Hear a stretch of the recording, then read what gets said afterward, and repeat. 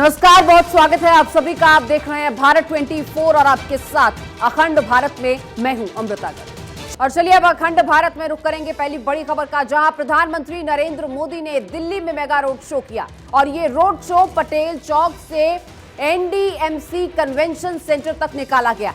इस दौरान सड़कों के दोनों ओर प्रधानमंत्री मोदी का स्वागत करने के लिए आम लोगों की और बीजेपी कार्यकर्ताओं की भीड़ उमड़ पड़ी। और एनडीएमसी कन्वेंशन सेंटर बीजेपी की राष्ट्रीय कार्यकारिणी की बैठक यहां अब हो रही है, जिसे काफी अहम भी माना जा रहा है। अगले साल लोकसभा और इस साल 9 राज्यों में होने वाले विधानसभा चुनाव को देखते हुए इस मीटिंग को काफी अहम माना जा रहा है।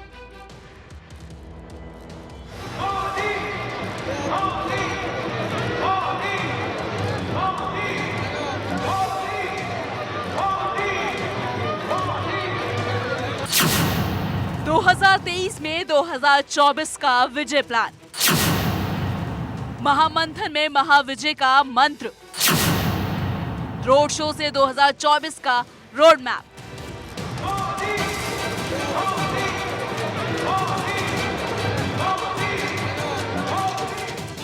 प्रधानमंत्री नरेंद्र मोदी को सम्मानित करने के लिए बीजेपी ने दिल्ली में भव्य रोड शो का आयोजन किया।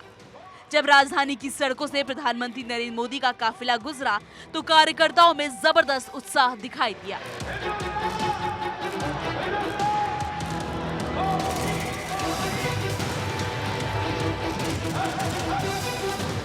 हर तरफ मोदी मोदी की गूंज सुनाई देती रही।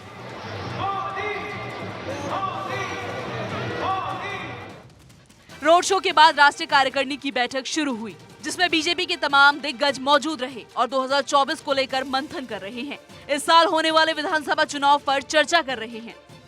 दरअसल अगले साल होने वाले लोकसभा चुनाव और उससे पहले इसी साल सत्ता का सेमीफाइनल माने जा रहे 9 राज्यों के विधानसभा चुनाव के लिए बीजेपी ने कमर कसना शुरू कर दिया है।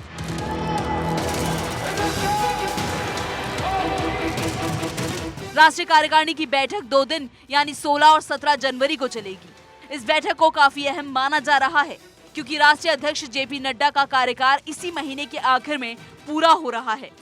ऐसा माना जा रहा है कि जेपी नड्डा को 1 साल के लिए एक्सटेंशन देने में मोहर लगेगी। ऐसे में हम आपको बताते हैं कि कार्यकारिणी की बैठक में किस किस मुद्दे पर मंथन होने की संभावना है। 2024 का चुनावी रोड मैप, 9 चुनावी राज्यों का एजेंडा, नड्डा के एक्सटेंशन पर मोहर, संगठन पार्टी मजबूती का प्लान, जनता में भरोसा बढ़ाने वाला मंत्र। कार्यकारिणी की बैठक को काफी अहम माना जा रहा है, क्योंकि अगले साल लोकसभा और इस साल 9 राज्यों में विधानसभा चुनाव होने को हैं। बल्कि देश में दुनिया का बड़ा और प्रभावशाली समूह G20 की बैठक भी होने वाली है।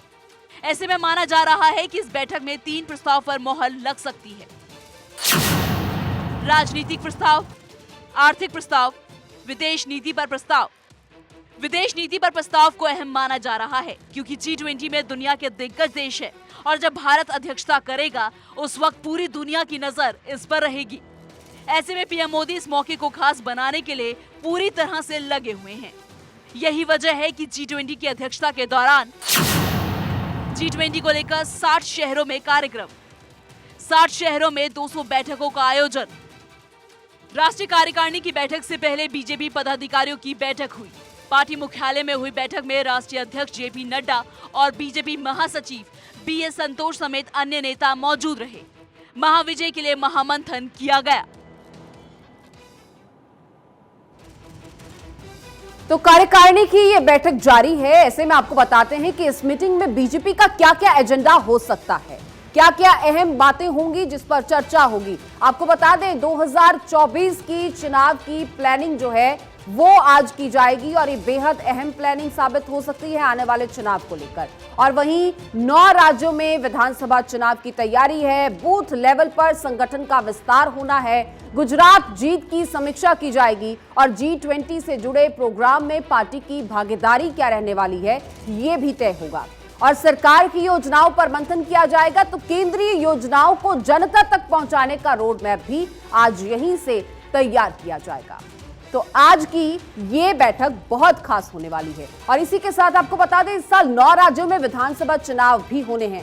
ज्यादातर वे राज्य हैं जहां पर बीजेपी की ऑलरेडी सरकार है। ऐसे में 2024 से पहले 2023 को सेमीफाइनल के तौर पर देखा जा रहा है और यही वजह भी है कि बीजेपी चुनावी प्लानिंग करने में जुटी हुई है। और अब वो 9 राज्य आपको बताते हैं जहां पर इस साल चुनाव होने हैं। तो कर्नाटक में चुनाव होंगे, देखिए तेलंगाना में चुनाव होंगे, मध्य प्रदेश में चुनाव है, राजस्थान में चुनाव है, मेघालय, त्रिपुरा, छत्तीसगढ़, नागालैंड, मिजोरम। तो ये वो 9 राज्य इस वक्त आप अपनी टीवी स्क्रीन पर देख रहे हैं। 2023 के ये 9 चुनावी राज्य हैं।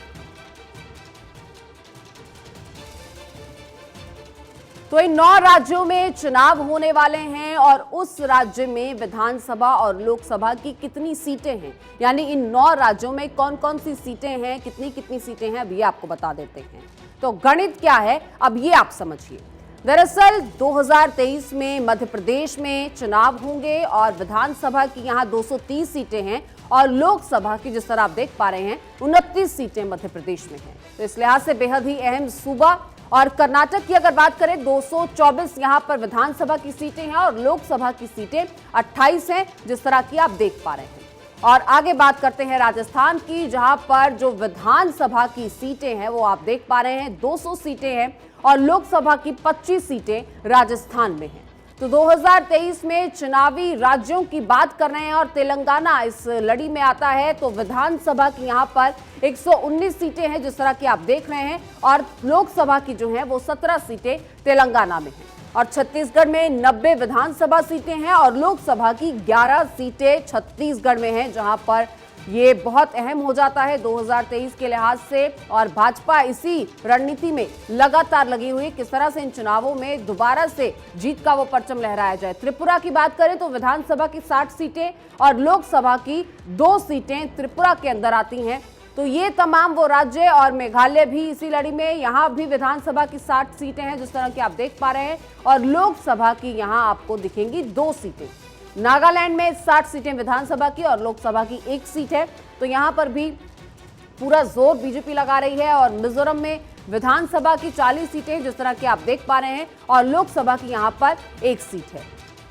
तो ये तमाम वो राज्य हैं जिनमें 2023 में विधानसभा के चुनाव होने। और बीजेपी के लिए 2023 क्यों अहम है, ये आपको लगातार इन्हीं राज्यों का हवाला देते हुए बता रहे हैं। इन 9 राज्यों में चुनाव होंगे, विधानसभा के चुनाव हैं और चुनौती भरा रह सकता है मध्य प्रदेश का चुनाव। दरअसल कर्नाटक में कमबैक को लेकर एक रणनीति है, दूसरी तरफ राजस्थान के लिए भी अभेद प्लान बनाया जाएगा और छत्तीसगढ़ में सत्ता हासिल करने की पूरी तैयारी बीजेपी ने कर ली है।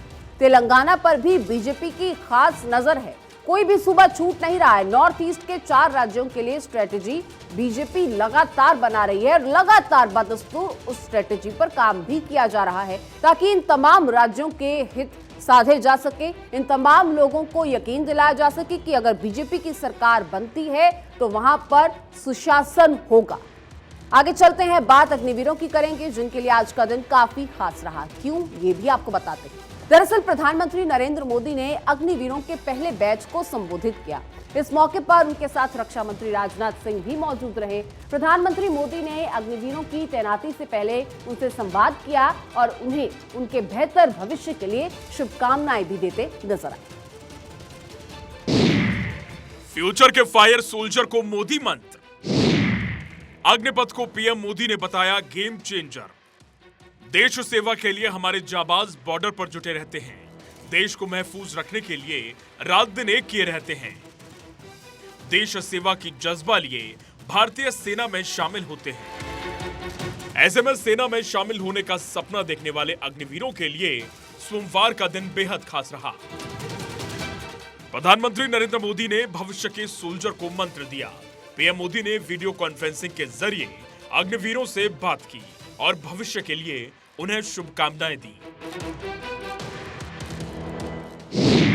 इस दौरान पीएम ने कहा कि अग्निपथ योजना मील का पत्थर साबित होगी और ये सेना को मजबूत करने के साथ भविष्य में आने वाली चुनौतियों के लिए उन्हें तैयार करने में गेम चेंजर साबित होगी। ये योजना महिलाओं को सशक्त बनाएगी। इस दौरान प्रधानमंत्री नरेंद्र मोदी और रक्षा मंत्री राजनाथ सिंह ने अग्निवीरों से बातचीत भी की। पीएम ने वीडियो कॉन्फ्रेंसिंग के जरिए अग्निवीरों से बातचीत की। राजनाथ सिंह ने अग्निवीरों को भविष्य के लिए शुभकामनाएं दी। केंद्र सरकार ने पिछले साल सेना में नए जवानों की भर्ती के लिए अग्निवीर योजना लॉन्च की थी। सेना में नए जवानों की भर्ती के लिए पिछले साल जून में अग्निपथ स्कीम की शुरुआत की गई थी। अग्निवीरों के पहले बैच की ट्रेनिंग शुरू हो चुकी है। 6 महीने की ट्रेनिंग मिलने के बाद अग्निवीरों को भारतीय सेना में तैनात कर दिया जाएगा। सभी अग्निवीर थल सेना, वायुसेना और नौसेना की ट्रेनिंग कैंप से जुड़ेंगे। पहले बैच में कुल 40,000 लोग रहेंगे। इसमें आर्मी में करीब 34,000, एयरफोर्स में करीब 3,000 और नेवी में करीब 3,000 सैनिक शामिल होंगे। केंद्र सरकार ने 14 जून को इस योजना का ऐलान किया था। 4 साल की नौकरी में अग्निवीर को पहले साल हर महीने 30,000 रुपए की सैलरी मिलेगी। दूसरे साल में यह बढ़कर 33,000 और तीसरे साल में 36,500 रुपए और चौथे साल में 40,000 रुपए मासिक सैलरी मिलेगी। इस सैलरी में से हर महीने 30% अमाउंट कटेगा और इतनी ही राशि सरकार भी इसमें जोड़ेगी, जिसे आप रिटायरमेंट फंड कह सकते हैं।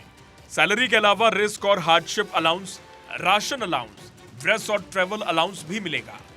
सामान्य भाषा में कहें तो खाना पीना, इलाज और रहना सब कुछ फ्री रहेगा। नौकरी के दौरान 4 साल में एक अग्निवीर को करीब 12 लाख रुपए सैलरी मिलेगी। 4 साल की सेवा के बाद फिर रिटायरमेंट फंड के तौर पर एक मुश्त करीब 12 लाख रुपए मिलेंगी। सरकार फ्यूचर के सोल्जर को तैयार कर रही है और ये सोल्जर सरहद पर दुश्मनों के सामने खड़े रहेंगे। यही वजह है कि पीएम मोदी ने संवाद कर पहले बैच के अग्निवीरों की हौसला अफजाई की है। Bureau report, Bharat 24। और उधर नेपाल के पोखरा अंतर्राष्ट्रीय हवाई अड्डे पर उतरने से ठीक पहले 72 सीटों वाला यात्री विमान दुर्घटनाग्रस्त हो गया और हादसे में सभी की जान चली गई है। इन मृतकों में से 5 भारतीय हैं, जिसमें से 4 उत्तर प्रदेश के गाजीपुर जिले के ही रहने वाले बताए जा रहे हैं। इस हादसे की सूचना के बाद से ही मृतकों के परिजनों ने कोहराम मचा रखा है और लगातार वहां पर शोक पसरा दिखाई दे रहा है। ग्राउंड जीरो पर भारत 24 की टीम भी पहुंची और वहां हालात का भी जायजा लिया गया। देखिए आप रिपोर्ट।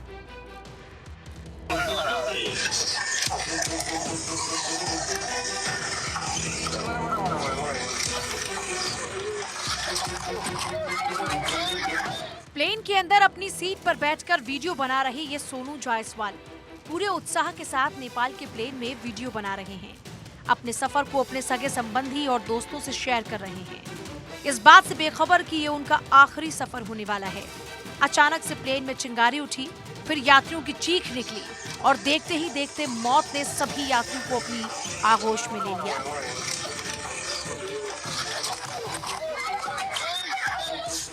इस प्लेन हादसे में सोनू जायसवाल की मौत हो गई और उनका ये वीडियो आखिरी वीडियो बन गया। मौत की उड़ान में 72 लोगों की मौत हो गई। इस विमान हादसे में 5 भारतीय भी शामिल हैं, जिनमें से 4 उत्तर प्रदेश के गाजीपुर जिले के रहने वाले हैं। हादसे की सूचना के बाद मृतक के परिजनों में कोहराम मच गया। जिले में शोक लहर दौड़ गई। गाजीपुर में मातम पसरा है। जैसे ही स्थानीय कारोबारियों को हादसे की खबर मिली, दुकानों को बंद कर दिया गया। 4 दोस्तों की दर्दनाक मौत से हर कोई सन्न है। किसी को यकीन ही नहीं हो रहा था कि जो भगवान पशुपतिनाथ के दर्शन को जा रहे थे, वो मौत के मुंह में समा गए। प्लेन हादसे में जिन 4 युवकों की मौत हुई है, चारों दोस्त थे, गाजीपुर में रहते थे। सोनू जायसवाल के अलावा अनिल राजभर, विशाल शर्मा, अभिषेक सिंह कुशवाहा हैं। अनिल गाजीपुर के जहूराबाद में जनसेवा केंद्र चलाते थे।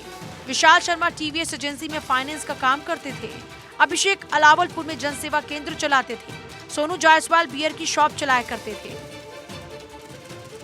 नेपाल प्लेन हादसे के बाद सबसे ज्यादा चर्चा में 28 साल के सोनू जायसवाल का वीडियो है, जो हादसे से चंद सेकंड पहले लाइव किया गया था और इस लाइव वीडियो में पूरा हादसा रिकॉर्ड हो गया।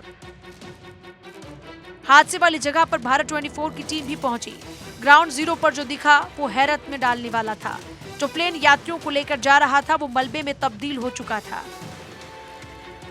हम अभी पोखरा में उस स्थान पर हैं जहां से यति एयरलाइंस की फ्लाइट जो काठमांडू से पोखरा आ रही थी, वो फ्लाइट जब यहाँ पर अनबैलेंस हुई और गिरने लगी, तो मैं आपको दिखाना चाहूँगा कि ये देखिए फ्लाइट के कुछ हिस्सों का जो टुकड़ा है यहाँ मौजूद है और ये पूरा जो इलाका है, फ्लाइट ये सामने से आई है और इसी सामने से जाकर के ये जो सेतु नदी है जिसको यहाँ पर खोला बोला जाता है, उस खोले में जाकर के गंभीर जो जगह है, जो गहरा जगह है, उसमें जाके वो फ्लाइट वहाँ टकराई और वहीं उसमें आग लग गया।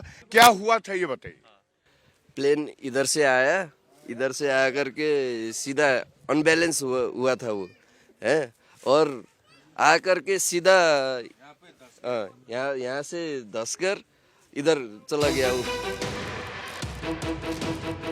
रिहायशी इलाके के पास प्लेन क्रैश हुआ। चारों तरफ हवाई जहाज के टुकड़े पड़े नजर आए। रेस्क्यू ऑपरेशन के लिए नेपाल की पुलिस के साथ साथ सेना भी लगी हुई है। फ्लाइट पर चढ़ने के लिए जो सीढ़ी होती है वो यहाँ पर है, यानी दोनों की जगह की दूरी लगभग 100 मीटर की दूरी है। और यहाँ देखेंगे कुछ हिस्सा यहाँ भी फ्लाइट का गिरा हुआ है, एक तरफ सीढ़ी गिरी हुई है, कई फ्लाइट के टुकड़े हो गए हैं जो यहाँ हैं, तो कुछ टुकड़े जो सामने ऊपर घर के पास भी पड़े हुए हैं। यानी जब फ्लाइट वहाँ से आई और यहाँ पर क्रैश किया तो जोरदार धमाके के बाद फ्लाइट का परखचा उड़ गया, और उसका एक सीढ़ी यहाँ पर उदाहरण है। तो आप सामने ऊपर जब ये घर है जिसके ऊपर से ही ये फ्लाइट आई थी और यहाँ क्रैश की थी, उस घर के पास भी फ्लाइट का एक टुकड़ा पड़ा हुआ है। इससे सहज अंदाजा लगाया जा सकता है कि कितना बड़ा ये क्रैश था और विस्फोट की आवाज कहां तक गई होगी। बताया जा रहा है कि तकनीकी खराबी या मानवीय त्रुटि के चलते ये हादसा हुआ। हालांकि पूरी जांच के बाद ही क्रैश की स्पष्ट वजह पता चल पाएगी। प्लेन का ब्लैक बॉक्स मिल चुका है और उससे पता चलेगा कि हादसे की वजह क्या है, किन कारणों से प्लेन क्रैश हुआ। नेपाल में पिछले कुछ सालों में बड़े विमान हादसे हुए।